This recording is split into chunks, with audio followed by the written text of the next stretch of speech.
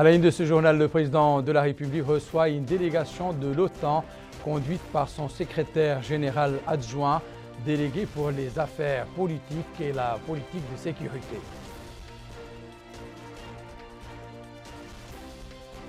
Arrivée à Nouakchott de la reine d'Espagne, accueillie par la première dame à l'aéroport international Oumou Toussi.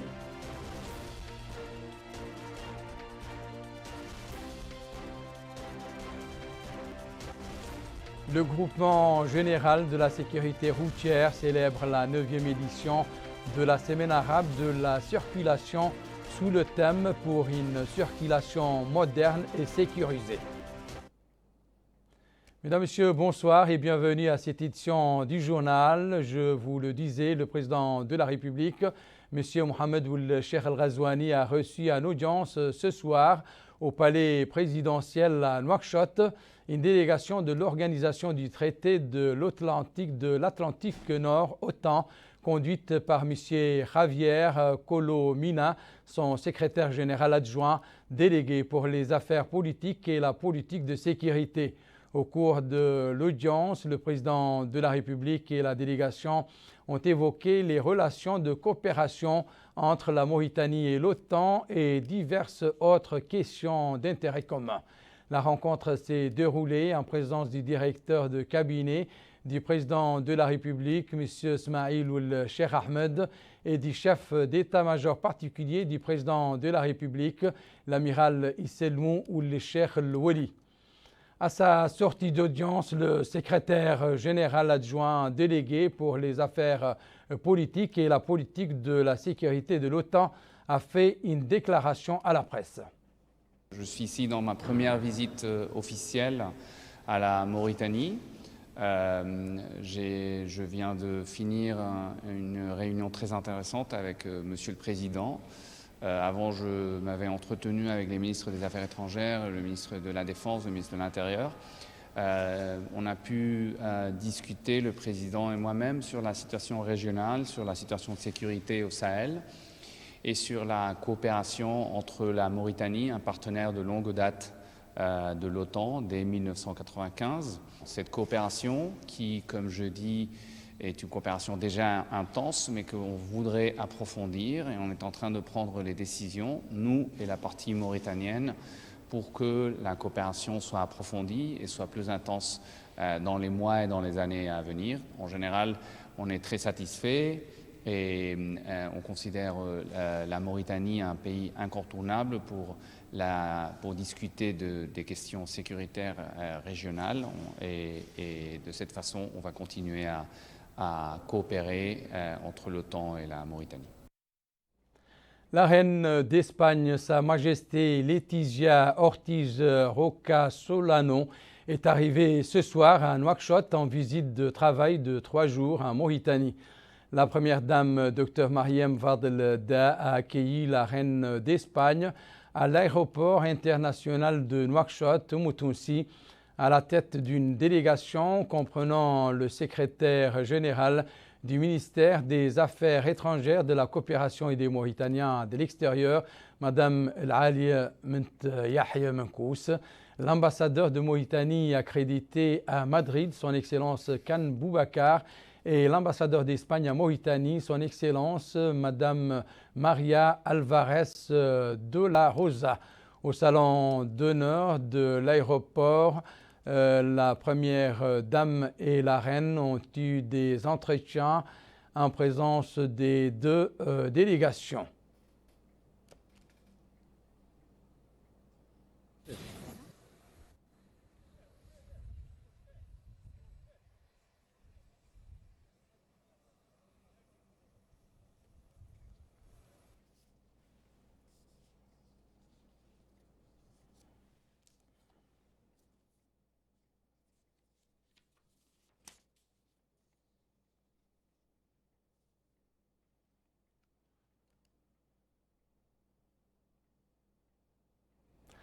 La Commission des Affaires étrangères de l'Assemblée nationale a consacré la réunion qu'elle a tenue aujourd'hui à Nouakchott sous la présidence du député El Mokhtar Ould Khalifa à l'étude du projet de loi autorisant la ratification de l'accord portant création du Fonds de solidarité africain le 21 décembre 1976 et ses amendements subséquents. La Commission a suivi au cours de la réunion un exposé du ministre des Affaires économiques et de la promotion des secteurs productifs, M. Ousmane Mamoudou Kane, portant sur les objectifs du Fonds.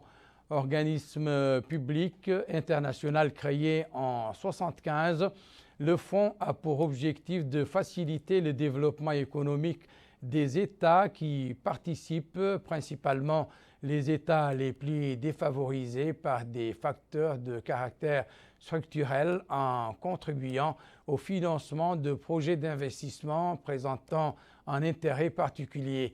Le FSA intervient dans la promotion du financement des investissements publics et privés, la facilitation de la mobilisation de l'épargne locale et extérieure, à la lutte contre la pauvreté et la contribution à l'émergence et au renforcement de fonds de garantie nationaux dans les États membres en vue de renforcer les dispositifs d'appui aux PME, PMI. Depuis sa création il y a 40 ans, le FSA, qui continue de faire preuve de résilience, bénéficie d'une excellente notation financière AA+. Le groupement général de la sécurité routière a célébré aujourd'hui à Nouakchott la 9e édition de la Semaine arabe et de la circulation sous le thème pour une circulation moderne et sécurisée. Cette commémoration coïncide avec la sortie de la 71e promotion du GGSR, constituée de 300 éléments. Aminata Kane.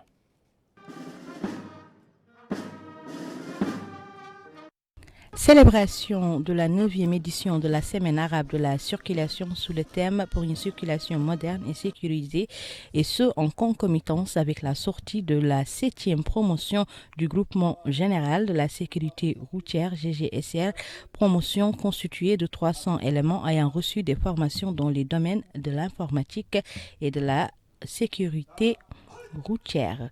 La cérémonie inaugurale s'est déroulée en présence des ministres de la Défense nationale et de l'équipement et des transports et marquée par une revue des unités de la GGSR par le ministre de l'Intérieur et de la décentralisation Mohamed Ahmed Ould Mohamed Lemine. L'occasion pour le ministre de déclarer que le programme Ta'ahoudati du président de la République fait de la sécurité routière une préoccupation majeure compte tenu de son caractère central pour la sécurité et le développement.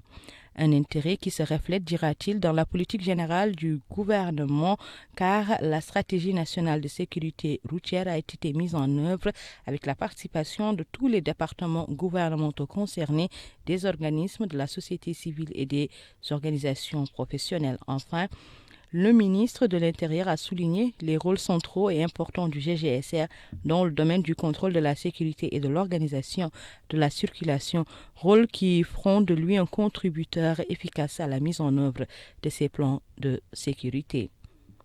Lui succédant, le directeur général du groupement général de la sécurité routière, le général Mohamed Ould Salem Ould Haritani, a précisé que les patrouilles du GGSR sur les principaux axes routiers ont été équipées par des radars qui permettent d'identifier la vitesse des véhicules et la nature de l'infraction. Ajoutant que son corps entend installer un réseau de surveillance équipé de caméras automatiques sur les principaux carrefours de Nouakchott pour intercepter les véhicules qui ne respectent pas le feu de stop. S'adressant aux membres de la promotion, le directeur général a indiqué que c'est un grand honneur pour leur graduation de coïncider avec les célébrations commémoratives de la Semaine de la circulation arabe qui vont réaliser la gravité et la noblesse de leur mission future. Il a enfin exhorté les nouveaux éléments du GGSR à faire preuve de force, de volonté et de sincérité qui sont les qualités les plus importantes de l'homme de la circulation. Il est à noter qu'au programme de démonstration de cette année comprend plusieurs activités, notamment une marche de sensibilisation avec les voitures de la GGSR qui sillonneront les rues principales de Nouakchott. Nous avons le plaisir d'accueillir sur ce plateau M. Malik Fall, directeur de la prévention et de la sécurité routière au ministère de l'Équipement et des Transports. Monsieur le directeur, bonsoir. Bonsoir. Pourriez-vous nous donner plus d'informations sur cette journée et sa commémoration? Merci beaucoup. Je voudrais tout d'abord vous remercier de l'opportunité que vous nous donnez de nous exprimer sur cette question essentielle qui est donc la sécurité routière de manière générale. Mais avant de répondre à votre question, je voudrais simplement dire ceci. Chaque année, plus de 1,3 million d'individus meurent sur les routes à cause des accidents et cela cause près de 50 millions de blessés. C'est énorme. Dans les pays arabes, malheureusement, nous décomptons près de 40 000 décès chaque année. C'est un fardeau assez lourd à porter. En Mauritanie, nous avons des statistiques effectivement sur le nombre d'accidents. Par exemple, en 2020, nous avons décompté près de 6 400 accidents qui ont causé presque 130 décès. C'est pourquoi les autorités ont pris des mesures importantes. Nous avons actuellement une stratégie nationale de sécurité routière que nous déployons pour 2019-2024. Et dans cette stratégie nationale, justement, de sécurité routière, il y a 5 axes majeurs. 5 axes majeurs qui couvrent, si vous voulez, la totalité des préoccupations par rapport à la sécurité routière. Le premier axe concerne le renforcement institutionnel et réglementaire du secteur. Vous savez que l'année dernière, l'État a pris la mesure de faire de la direction de la sécurité routière une direction centrale. Elle était donc une direction sous l'ancienne direction générale des transports. Donc nous avons une direction centrale de la sécurité routière. Sur le renforcement institutionnel, nous avons un Conseil national de la sécurité routière présidé par le Premier ministre. Mais également, nous avons un comité technique et des comités régionaux. Nous avons donc un dispositif effectivement assez fourni pour aider les pays à faire face à l'insécurité routière. Mais également, comme deuxième axe important de notre stratégie nationale de sécurité routière, en fait, il y a le renforcement de l'éducation et de la communication dans le domaine de la sécurité routière. Et à ce titre, nous faisons chaque trimestre des actions à l'endroit des usagers de la route, particulièrement les chauffeurs, parce que effectivement, dans notre pays, malheureusement, plus de 52% des accidents sont dus malheureusement à l'excès de vitesse, donc du fait des chauffeurs. Le troisième axe prioritaire de notre stratégie nationale concerne l'amélioration de l'état technique des véhicules. Le contrôle technique doit se faire de manière plus appropriée, de manière plus rigoureuse. Et je pense que les directions concernées sont à pied d'œuvre pour que effectivement le contrôle technique se fasse dans les règles de l'art. Et le quatrième axe concerne l'amélioration de la sécurité des infrastructures. Nos routes doivent être sécurisées et le gouvernement a pris les mesures nécessaires dans le cadre de la stratégie nationale de sécurité routière pour que nos routes répondent aux normes qui sied pour garantir donc la sécurité des usagers de la route. Et le quatrième axe concerne justement la prise en charge des victimes des accidents. À ce titre, il y a une collaboration que nous développons avec le ministère de la Santé. Il y a un numéro vert que le ministère de la Santé utilise avec le déploiement de certaines de ces ambulances à travers le territoire national. Ce numéro, c'est le 1155, qui en cas d'accident peut être effectivement appelé pour le secours. En résumé, cette semaine arabe de la sécurité routière, de la circulation routière, est une belle occasion pour nous de rappeler, de sensibiliser, d'informer nos concitoyens par rapport aux dangers de la route. Il y a 2 messages importants que l'on souhaiterait partager à cette occasion par rapport à l'excès de vitesse qui cause malheureusement, comme je l'ai dit tantôt, plus de 50% des décès sur nos routes, mais également la compréhension et le respect de la signalisation routière. Et quand je parle de signalisation, je parle de la signalisation verticale, les panneaux et du marquage au sol. Ce sont des codes que tout usager de la route doit comprendre et appliquer pour sa sécurité, mais également pour la sécurité des autres. Espérons que cette sensibilisation serve à quelque chose. Les Nouakchotois ont remarqué depuis quelques semaines l'installation de caméras automatiques sur les axes principaux ou carrefours de la ville. Est-ce que ces caméras, ces équipements serviront un peu à limiter le nombre d'accidents? Ah oui. Qu'attendez-vous de ces caméras C'est-à-dire, ce qu'il y a lieu de comprendre, c'est que l'autorité a en fait pris des mesures effectivement appropriées qui sied par rapport à la situation. Et parmi ces mesures, justement, il y a ces caméras qui sont avant tout des outils de dissuasion.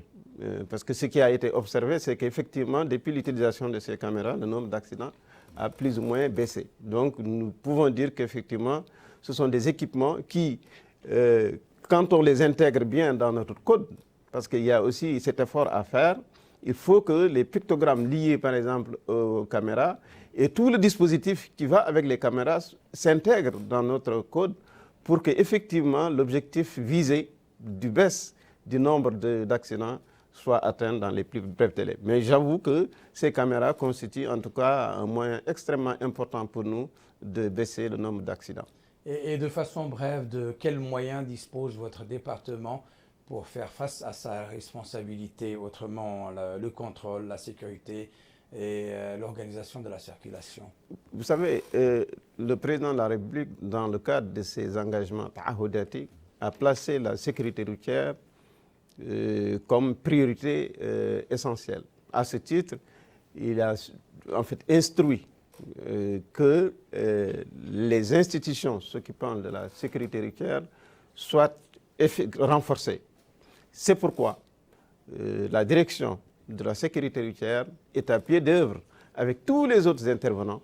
Tous les autres intervenants, quand je parle d'intervenants, je pense aux forces de l'ordre, je pense à la société civile, je pense à tous les acteurs qui peuvent vraiment contribuer, aider à atteindre les objectifs qui sont visés. Maintenant, quels sont les moyens dont on dispose? Ce qu'il y a en réalité, c'est que nous avons un dispositif assez important, un dispositif réglementaire assez important. Nous avons des orientations assez claires, mais également nous avons des unités opérationnelles à travers donc, le GGSR, à travers donc, la police et la gendarmerie qui nous aident justement, qui aident donc, le ministère dans le cadre donc, de sa mission d'assurer donc la sécurité routière. Mais sur le plan pratique, je ne sais pas si j'ai bien répondu à votre question, mais sur le plan pratique, matériel, la direction est dotée de ce qu'on appelle le BCR, le Bureau du contrôle routier, qui est un bureau doté de véhicules avec un personnel assermenté et qui effectivement appuie les forces de l'ordre dans le cadre donc, du contrôle routier. Merci Malik Fall. Je rappelle que vous êtes le directeur de la prévention et de la sécurité routière au ministère de l'Équipement et des Transports. L'état-major de la garde nationale a offert hier soir à son quartier général de Nouakchott un dîner en l'honneur des veuves et des familles des gardes décédés au cours des 2 dernières années à l'occasion du 110e anniversaire de la création du secteur de la garde nationale. La cérémonie qui s'est déroulée à cette occasion sous la supervision du ministre de l'Intérieur et de la décentralisation, M. Mohamed Ahmed Ould Mohamed Lemine, vise à rendre un hommage mérité à ces hommes qui ont sacrifié leur vie sur l'autel de l'intérêt suprême de la nation et ont regagné en martyrs les félicités et l'éternité du paradis, laissant derrière eux des veuves, des filles et des compagnons d'armes qui les aiment et leur vouent estime et considération. Le ministre de l'Intérieur et de la décentralisation, le commissaire à la sécurité alimentaire et le chef d'état-major de la garde nationale, général Mohamed Cheikh Mohamed Lemine, et d'autres participants officiels ont remis des aides financières conséquentes aux familles des gardes de faim. La cérémonie s'est déroulée en présence du secrétaire général du ministère de l'Intérieur et de la décentralisation, des chefs d'état-major adjoints de la garde nationale, d'anciens et nouveaux officiers de commandement de la garde nationale. Les rideaux sont tombés hier soir sur les travaux de la journée de concertation et d'échange sur l'actualisation de l'offre de formation professionnelle. Cet atelier régional vise à mettre en adéquation l'offre et la demande sur le marché de l'emploi au niveau des wilayas de Tiris Zemour, de l'Adrar et de l'Inchiri. Aminata Khan. Allez, c'est bon mon frère, merci. C'était un plaisir. Concertation et d'échange sur l'actualisation de l'offre de formation pour sa mise en œuvre en adéquation avec la demande du marché de l'emploi au niveau des wilayas du Tiris Zemour, de l'Adrar et de l'Inchiri. Et c'est la ministre de l'Emploi et de la Formation technique et professionnelle qui a supervisé cette clôture et elle a déclaré en substance. La présence aujourd'hui du ministère de l'Emploi et de la Formation professionnelle à Tar, c'est pour lancer les ateliers de concertation entre nos écoles de formation et les employeurs. Ces employeurs sont le secteur privé, bien sûr, qu'il soit formel ou informel, mais également toute l'économie sociale et solidaire qui constitue également les employeurs en Mauritanie. L'objectif de ces ateliers, c'est de faire en sorte que nous améliorons notre contenu de formation, aussi bien les moyens que nous mettons en œuvre dans nos écoles, mais également les outils de formation pour que la formation qu'on dispense soit adaptée réellement aux besoins du marché. Nous ne voulons plus en fait continuer à former pour former, mais nous voulons réellement former les jeunes qui trouvent leur place dans la société en ayant un emploi, qui peuvent s'insérer facilement. Et donc en cela, l'atelier de Tar est une réussite. Nous avons pu réunir aujourd'hui l'ensemble des opérateurs économiques, qu'ils soient du secteur extractif, mais également les grandes entreprises étatiques que sont la Somelec, la SNDE, et tous les opérateurs économiques de la région, aussi bien de l'Inchiri, de l'Adrar que du Tiris Zemour. Parce qu'effectivement, avec nos 18 écoles sur tout l'étendue du territoire national, nous avons divisé ces écoles-là en zones. Donc, cette Tar étant la première zone. Et donc, nous avons pu recueillir non seulement leurs recommandations, mais également leurs critiques, leurs commentaires, leurs remarques quant à la formation, la qualité de la formation que nous dispensons. Et je réitère encore cette ambition que nous avons, vraiment, c'est de coller au plus près des besoins du marché. Nous avons un taux de chômage en Mauritanie qui avoisine 17%, mais qui malheureusement pour la jeunesse va jusqu'à 40%. Et nous devons absolument faire en sorte que le levier qui est la formation professionnelle et technique soit un levier effectivement qui puisse réellement faire en sorte que nous réussissons notre pari, celui de l'emploi. Il est à noter que le ministère de l'Emploi et de la Formation professionnelle, dans l'exécution de sa nouvelle stratégie de l'emploi et dans sa politique d'amélioration de la formation professionnelle et technique, tient à mettre le curseur non seulement sur le nombre de jeunes formés, mais également et surtout sur le nombre de jeunes insérés dans la vie active. Nouakchott a abrité ce matin les travaux d'un atelier de formation organisé par le ministère de l'Emploi et de la Formation professionnelle au profit de son personnel. Plus de détails avec Mohamed Khatad. Il s'agit d'un atelier de formation organisé au profit du personnel de la Direction générale de l'emploi relatif à la gestion des compétences et au management d'équipes dans le cadre du renforcement des capacités de l'administration de l'emploi et de son service public. L'atelier, qui est organisé par le ministère de l'Emploi en étroite collaboration avec l'organisation Socio Plus, relevant de l'Union européenne, a été l'occasion pour le secrétaire général du ministère de l'Emploi et de la Formation professionnelle, M. Cheibet Habib Sidi Mouloud, de souligner que ces ateliers de formation sont organisés au profit des travailleurs de l'administration générale de l'emploi sur la gestion de l'emploi et les compétences requises des travailleurs afin de renforcer les capacités des ressources humaines à gérer l'emploi, d'encourager l'échange d'expériences entre tous les acteurs du secteur et d'exposer et d'analyser la problématique de l'organisation des missions de l'administration générale de l'emploi. Il a ajouté que l'intérêt croissant pour les ressources humaines dans le secteur de l'emploi, comme étant l'un des principaux axes de la stratégie nationale de l'emploi et la concrétisation du programme de son Excellence, le président de la République, M. Mohamed Ould Cheikh Al Ghazouani, visant à mettre en place des stratégies de nature à rehausser le rendement des ressources humaines, de rapprocher l'administration des populations et de contribuer à faire avancer le processus de développement dans le pays. Le représentant de l'Union européenne à cet atelier, M. Enrico Colombo, a quant à lui déclaré.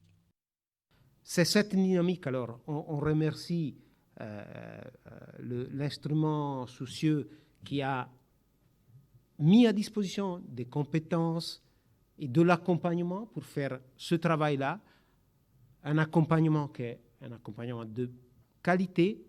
Vous avez vu la qualité des personnes qui sont venues à nous assister pour travailler sur ces aspects-là, que ce n'est pas simple, mais sans vous, on n'aurait pas pu le faire. Et ça, c'est un exemple pour votre département, pour votre ministère, mais c'est un exemple aussi pour les autres ministères. Au cours de cet atelier, les participants ont suivi plusieurs exposés présentés par des experts européens relatifs au management d'équipe, exposant et analysant les problématiques de l'organisation, de la gestion des compétences et de l'administration générale de l'emploi. Les dégâts causés par la chenille légionnaire d'automne ont été l'objet d'un atelier dans le but d'instaurer une stratégie efficace de lutte contre ce fléau et renforcer le système de veille phytosanitaire. Abdullah Damaba. 3 jours durant, les participants à ces rencontres comptent s'atteler à atténuer les impacts et risques de la chenille légionnaire d'automne en Afrique du Nord qui constitue une menace contre les cultures, particulièrement les céréales dont le maïs.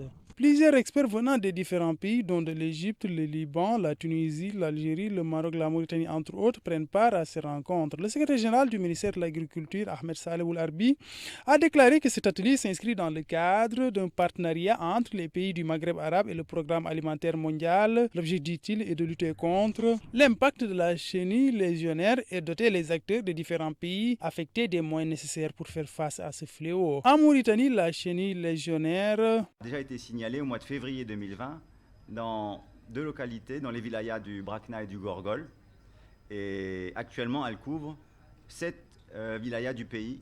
Et naturellement, le risque est pour la production céréalière. Je voudrais vous rappeler que, au vu de cette situation, le projet qui intervient comme une réponse de la FAO est un projet d'urgence. Et ce projet répond à une requête officielle qui émanent des gouvernements des pays du Maghreb concernés. Les experts de la FAO vont former les participants sur les techniques de la gestion intégrée de ce ravageur et aussi des collègues de l'Égypte et du Liban vont partager leur expérience en matière de gestion durable de ce ravageur. Plusieurs exposés se rapportant au dispositif de prévention contre la chenille légionnaire au sein des pays du Maghreb vont être présentés au cours de ces journées. Le secrétaire général adjoint délégué pour les affaires politiques et la politique de sécurité de l'Organisation du traité de l'Atlantique Nord, M. Javier Colomina, a animé à l'Académie diplomatique de Nouakchott une conférence de presse à l'issue de sa visite à Mauritanie. Il est revenu sur la coopération entre l'OTAN et notre pays qui est membre du dialogue méditerranéen depuis 1995. Mohamed Khattab. L'Académie diplomatique, c'est le secrétaire général adjoint des affaires politiques et de la sécurité de l'Organisation du traité de l'Atlantique Nord, l'OTAN, M. Javier Colomina, qui tient une conférence au cours de laquelle il est revenu sur les relations de coopération entre la Mauritanie et l'OTAN. Ce fut un honneur aujourd'hui pour moi de m'entretenir avec Monsieur le Président et avec les ministres des Affaires étrangères et de la Défense. Et je salue en particulier les efforts de Monsieur le Président et son engagement à porter la coopération avec l'OTAN et la Mauritanie à un niveau nouveau et encore meilleur. Évidemment, pour l'OTAN, la Mauritanie est un acteur clé en Afrique du Nord et au Sahel, un interlocuteur incontournable sur les questions de sécurité. Votre pays est, comme vous le savez, un membre actif de notre dialogue méditerranéen, dont il est membre depuis plus de 25 ans, depuis 1995. Nous nous félicitons du niveau de notre coopération avec la Mauritanie. Votre pays a une expertise régionale considérable et nous sommes heureux de pouvoir en bénéficier, notamment à travers notre dialogue politique et nos différents échanges avec vos experts nationaux. Notre partenariat est fondé sur les valeurs et des défis communs. Les événements qui connaissent la région, notamment l'instabilité sécuritaire et politique au Sahel, montrent qu'il est important de renforcer notre coopération avec encore plus de détermination en faveur de la sécurité, de la stabilité, de la paix à l'échelle régionale et internationale. En plus, il est important de savoir que nous travaillons à la demande de nos pays partenaires et en étroite collaboration avec eux, à développer les capacités des institutions de défense nationale, leur permettant ainsi de mieux lutter contre les défis sécuritaires actuels. Notre coopération touche à des domaines riches et variés, incluant la gestion de crise, le contre-terrorisme, la formation militaire ou encore le stockage sécurisé des munitions. Nous explorons aussi des opportunités de coopération dans de nouveaux domaines d'intérêt commun, comme par exemple l'impact du changement climatique sur notre sécurité. Enfin, je souhaite que nous puissions relancer nos activités de diplomatie publique de façon vigoureuse. Nombreux sont ceux qui ont une perception erronée de l'Alliance, de la nature de nos activités avec nos partenaires ou de notre rôle dans la région. C'est en expliquant mieux et en communiquant mieux conjointement avec nos partenaires dans la région, comme je suis en train de faire justement aujourd'hui à l'Académie diplomatique, que nous arriverons à changer les perceptions et de fait à renforcer l'avantage de notre coopération. Monsieur le directeur, Madame, Monsieur, la sécurité et la stabilité de la région MENA ne peut être dissociée de ce qui se passe au Sahel. Nous surveillons de près l'évolution de la situation et sommes inquiets de la détérioration de la situation sécuritaire dans votre voisinage. L'OTAN a également pour la première fois inscrit le Sahel dans la déclaration des chefs d'État et de gouvernement à Bruxelles en juin 2021, reconnaissant ainsi que cette région, aux défis complexes, est importante pour la sécurité collective de l'Alliance. Grâce à notre partenaire mauritanien, le seul partenaire que l'OTAN a dans la région sahélienne, nous avons commencé à observer plus régulièrement les développements de la région. Nous avons également intensifié nos efforts pour mieux comprendre les multiples défis en contactant nos partenaires nord-africains tels que l'Algérie, le Maroc, la Tunisie et l'Égypte, qui nous fournissent des mises à jour régulières. En outre, certains de nos États membres qui sont engagés bilatéralement par le biais d'autres organisations ou par le biais d'autres organisations internationales au Sahel utilisent de plus en plus l'OTAN comme plateforme d'échange sur la connaissance de la situation. Pour sa part, le président du comité d'orientation de l'Académie diplomatique, M. Abdelkader Mohamed Ahmedou, a présenté une communication portant sur le partenariat Mauritanie-OTAN et sur le dialogue méditerranéen dont la Mauritanie est membre depuis plus de 25 ans. Une cérémonie marquant la remise officielle d'une dotation en médicaments destinée aux pharmacies de centre et postes de santé appuyée par le programme d'appui au secteur de la santé financé par l'Union européenne a eu lieu aujourd'hui au siège de la centrale d'achat des médicaments et consommables CAMEC à Nouakchott. Mohamed Khattab. C'est dans le souci d'améliorer l'offre des soins et éviter les ruptures répétitives, principal handicap à la satisfaction de la demande au niveau primaire de la pyramide sanitaire, qu'intervient cette cérémonie de remise d'une dotation en médicaments destinés aux pharmacies de centres et postes de santé, appuyés par le programme d'appui au secteur de la santé, PASS, financé par l'Union européenne. L'occasion pour M. Ali Oulmeidez Zeyn, directeur de l'organisation et de la planification au ministère de la Santé, de préciser qu'il s'agit de la réception d'un premier lot en médicaments d'une valeur de plus de 30 millions d'anciennes ouguiyas, de l'appui du programme d'appui au secteur de la santé, aux structures de santé des Mouqata'a de Bogué, Aleg, de Sabra et de Darnaïm. De même, a-t-il indiqué que ces médicaments permettront de renforcer les capacités des formations sanitaires en vue d'améliorer l'offre sanitaire et de rendre plus équitable l'accès aux soins de santé de qualité en ligne avec les objectifs du Plan national de développement sanitaire et ceux de la stratégie nationale de protection sociale. De son côté, M. Jean-Marc De Verpe, chef de coopération de l'Union européenne en Mauritanie, il a déclaré: L'amélioration de l'accès aux médicaments et consommables de la part de la population constitue un des éléments fondamentaux pour le bien-être de la population en Mauritanie. Ceci est notre priorité commune et représente l'objectif numéro 3 du développement durable. Ceci ne peut être assuré que par un approvisionnement régulier et une accessibilité à moindre coût pour la population à des médicaments de qualité qui restent un défi pour de nombreux pays africains, y compris pour la Mauritanie.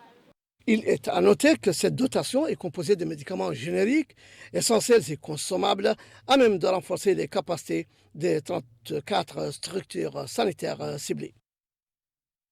Le syndicat des professions représentatives dans le domaine du théâtre en Mauritanie a organisé aujourd'hui son premier colloque et lancé ses activités pour l'année 2022.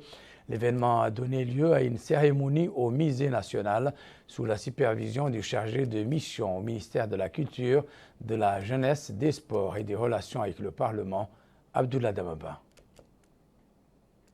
Le syndicat des professions représentatives en Mauritanie a tenu son premier congrès, ce qui coïncide avec le lancement de ses activités pour l'année 2022. Cet événement a donné lieu à une cérémonie au Musée national, sous la supervision du ministère de la Culture, de la Jeunesse et des Sports et des Relations avec le Parlement. Cheikh Oulsidi Abdallah, chargé de mission au ministère de la Culture, de la Jeunesse et des Sports et des Relations avec le Parlement, a précisé que ce département continuera à travailler avec tous les acteurs de la culture. Il a aussi indiqué que la stratégie du ministère de la Culture comporte des aspects notoires dont l'objectif est de permettre aux pionniers de l'art d'être productifs, ce qui, conclut-il, est partie intégrante du programme du président de la République. Pour sa part, Baba Oulmine, président de ce syndicat, a appelé les acteurs à participer à l'essor des arts, particulièrement du théâtre et du cinéma. Il a mis en avant le besoin d'utiliser cet instrument dans le cadre de l'éducation et du divertissement. Le wali du Hod el-Sharqi, M. Selmoul Sidi, a présidé aujourd'hui dans les locaux de la wilaya à Nema une réunion sur l'issue et les perspectives du projet Inaya. Cette réunion consultative à laquelle ont participé les hakams des Muqata'a de la wilaya et les chefs de centres de santé visait à faire connaître le contenu de l'approche sanitaire adoptée par le projet Inaya. Abdullah Damaba. Ces rencontres ont pour objectif de mettre la lumière sur l'approche sanitaire adoptée par le projet Inaya et l'ampleur de son intervention au sein de celui-là, particulièrement les améliorations notées au profit du système de santé. Le wali du Hod el-Sharqi, Hissène Moul Sidi, a présidé ces rencontres au sein des locaux de la wilaya. Il a mis en avant l'importance de cet atelier qui, dit-il, permet le développement du système de santé publique dans le cadre du renforcement des infrastructures des établissements, en plus en rapprochant les services de santé des citoyens. Ces réunions, souligne-t-il par ailleurs, va remédier aux déséquilibres et obstacles selon un plan d'action raisonnable pour atteindre les objectifs souhaités. Ces réunions s'est par ailleurs tenues en présence du coordinateur du projet Inaya du DRAS de Serulaya. Un exposé sur ce projet a été présenté au cours de cet atelier de journée. Le rappel à présent des principaux titres de cette édition. Le président de la République reçoit une délégation de l'OTAN conduite par son secrétaire général adjoint délégué pour les affaires politiques et la politique de sécurité. Arrivée à Nouakchott de la reine d'Espagne accueillie par la première dame à l'aéroport international Oumou Toussi.